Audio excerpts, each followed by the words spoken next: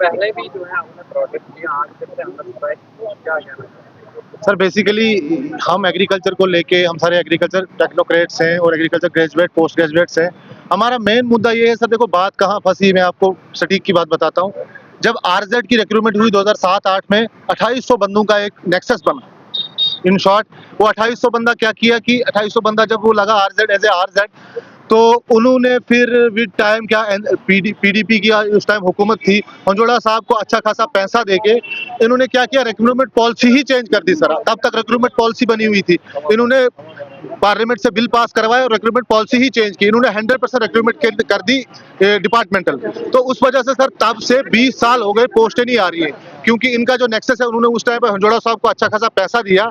इसमें पीडीपी का पूरा हाथ है, हम ओपन ये बात कहते हैं। उन्होंने अच्छा खासा पैसा दिया पीडीपी को, हंजोड़ा साहब ने इसमें पैसा खाया। और क्या हुआ कि ये पोस्टें उसके बाद डिपार्टमेंट से ही रिक्रूटमेंट हो रही है। और पिछले 20 साल से सर हम यहाँ मेन टेक्नोक्रेट जो एग्रीकल्चर यूनिवर्सिटी से पास आउट है, कोई पीएचडी है, कोई एमएससी है, हम पर कोई ध्यान नहीं है। हम 20 सालों से घर में बैठे हैं। और जबकि ये स्टेट जो है हमारी जेएंड के स्टेट है, ये एक एग्रीकल्चर बेस्ड इकोनॉमी है। यहाँ पे हॉर्टिकल्चर का बहुत बड़ा स्कोप है।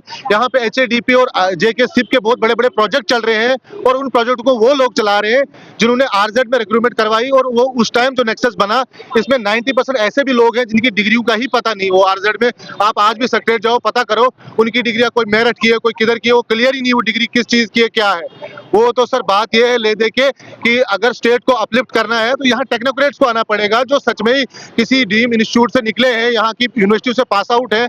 We want to do something for the state, but basically the problem is the corruption in the grassroots is due to that 2800 बंदा जो उन्होंने रिक्रूट किया और उन्हीं को ये अपलिफ्ट कर रहे हैं। सर मुद्दे की बात यही है, बस यहीं से काम खराब है।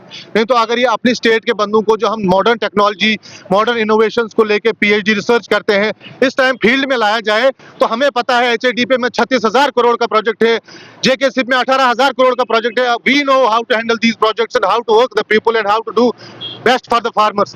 बट डिस्पाइट ऑफ दैट नाअहल लोग बैठे हैं जिनको ये रिक्रूट कर रहे हैं पैसे देके, न वो हमें रिक्रूट होने दे रहे ना कुछ। मेन मुद्दा ये है सर, बस यही प्रॉब्लम है जिस प्रॉब्लम को हम 20 साल से जूझ रहे हैं। अब हम रिटायर, अब हम एक्सपायर है, मतलब हमारा मतलब डेढ़ ओरेज हो गए हैं। तो अब हम क्या ही बोल सकते हैं सर, इससे ज्यादा नाअहली की बात क्या होगी। एक स्टेट जो एग्रीकल्चर बेस्ड इकोनॉमी स्टेट है और वहाँ एग्रीकल्चर के जो बेस्ट टेक्नोक्रेट्स है वो ऐसे बैठे हैं, तो क्या तरक्की होगी वहाँ। बस यही कहना चाहता हूँ मैं, दैट्स फॉर ऑल।